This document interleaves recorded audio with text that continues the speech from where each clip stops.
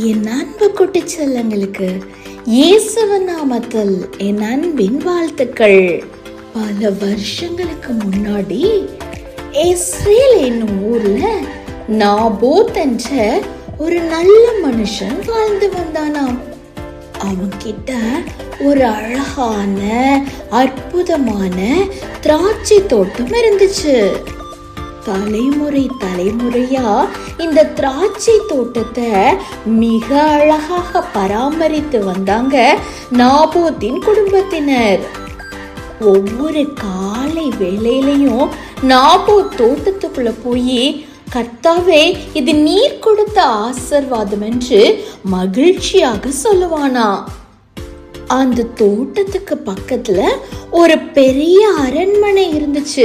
அந்த அரண்மனையில ஆகாப் என்ற ஒரு ராஜா வாழ்ந்து வந்தான்.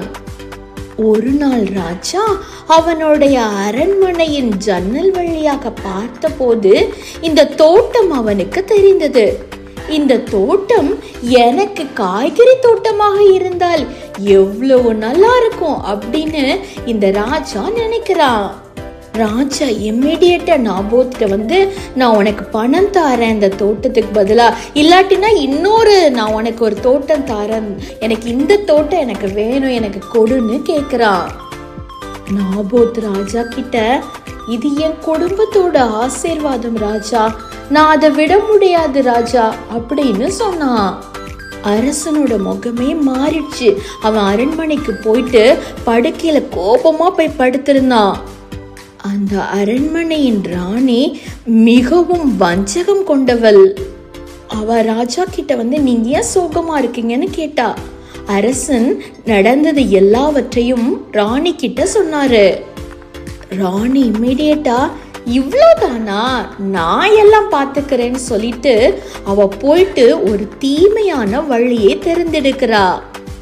ஒரு மோசமான ஒரு பொய்யான திட்டம் தீட்டி நாபோத் தவறு செய்தார் என்று பொய் சொல்லி மக்களை ஏமாற்றுகிறாள். நாபோத்துக்கு எதிராக பொய் சாட்சி சொல்ல வச்சு மக்களின் கையாலேயே கல்லெறிய வச்சு அவனை கொலை செஞ்சிட்டா. சில நாட்கள்ல நாபோத் இல்லாமல் அந்த தோட்டமே அமைதியாகி விட்டது. திராட்சை தண்டுகள் கூட சோகமாக தாழ்ந்தது போல தோன்றியது. என்றைக்குமே உண்மைதான் ஜெயிக்கும்.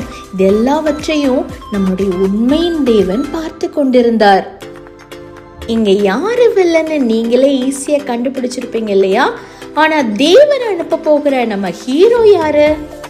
தேர்ட் டே VBSல நீங்க அதை குறித்து கற்றுக்கொள்ள போறீங்க. நாபோத்துக்கு நடந்தது எவ்வளவு பெரிய அநியாயம்.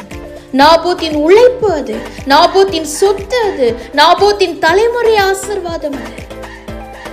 ஆகாபும் இசபேலும் நடந்து கொண்டது எவ்வளவு மோசமான செயல். அநியாயம் செஞ்சவங்களை கண்ட ஏசப்பாக்கு பிடிக்குமா? நிச்சயமா பிடிக்காது, பிடிக்கவே பிடிக்காது. கடவுளின் தீர்ப்பு அவர்களுக்கு வந்தது, அவர்களுக்கு தண்டனை வந்தது. உண்மையும் நீதியும் இறுதியில் வென்றது. நாபோத்தின் நியாயம் கடவுளால் காக்கப்பட்டது.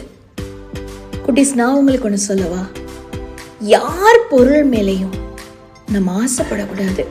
அது நம்மளுடைய உழைப்பாக இல்லாத பட்சத்தில், நம்முடைய சொத்தாக இல்லாத பட்சத்தில், அது பிறரின் உழைப்பாகவும் பிறரின் சொத்தாகவும் இருக்கும் பட்சத்தில் அதன் மேல நிச்சயமா ஆசைப்படக்கூடாது.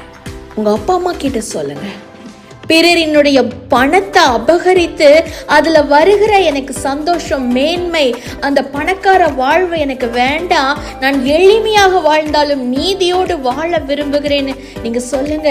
கர்த்தர் உங்களை ஆசீர்வதிப்பார். இன்னைக்கு ஒரு முடிவெடுங்க. நான் என் வாழ்க்கையில ஒரு பொய் சொல்லியோ பிறருக்கு அநீதி செய்தோ எதையும் நான் அபகரித்து கொள்ள மாட்டேன், நான் நீதியோடு வாழ்வேன் என்று சொல்லி கர்த்தருக்கு முன்பாக இன்னைக்கு ஒரு ப்ராமிஸ் பண்ணலாமா குட்டீஸ்? காட் எப்பவும் நீதியோடு நியாயத்தோடு நடக்கிறவங்க கூட தான் இருப்பாரு. உங்க கூட கடவுள் இருக்கணுமா? ஜீசஸ் வேணுமா உங்களுக்கு? அப்படின்னா உங்களோட வாழ்க்கையில நீதியும் நியாயமும் எப்பொழுதும் இருக்க வேண்டும். கடவுள் தவறு செய்யறவங்களுக்கு நிறைய வாய்ப்பு கொடுப்பாரு திருந்துறதுக்கு. அவங்க திருந்தாத பட்சத்தில் இறுதியாக தண்டனை கொடுக்கிறார். இந்த விபிஎஸ் நாட்கள்ல நீங்க எடுத்துக்கொள்ளக்கூடிய ஒரு சபதம், ஆண்டவரே நான் இன்னையிலிருந்து நீதியோடும் உண்மையோடும் வாழ்வேன் என்று. God bless you.